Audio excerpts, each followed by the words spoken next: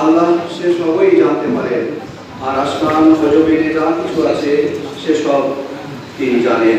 আল্লাহ সর্ববিষয়ে সর্বশক্তিমান।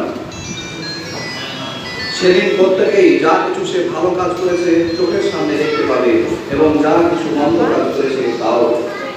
ওরা তখন কামনা করবে যদি তার এবং সব কর্মের মধ্যে ব্যবধান দূরে হতো। আল্লাহ তার নিজের সম্পর্কে তোমাদের সাবধান করেছেন। আল্লাহ তার বান্দাদের প্রতি অত্যন্ত দয়ালু। বারাকাল্লাহু লানা ওয়া লাকুম ফিল কুরআনিল আযীম। আসসালামু আলাইকুম ওয়া রাহমাতুল্লাহি ওয়া বারাকাতুহু। আলহামদুলিল্লাহ, পবিত্র কোরআন তেলাওয়াত আমাদের এই মুহূর্তে শেষ হলো। আমরা পরিচিতি একটা পর্ব রেখেছি সংক্ষিপ্ত আকারে। এটা আমরা করতেও পারি, আবার সবাই বাঁচানোর জন্য আমরা এটা নাও করতে পারি নাকি? আমরা তো সবাই সবার চিন্তাই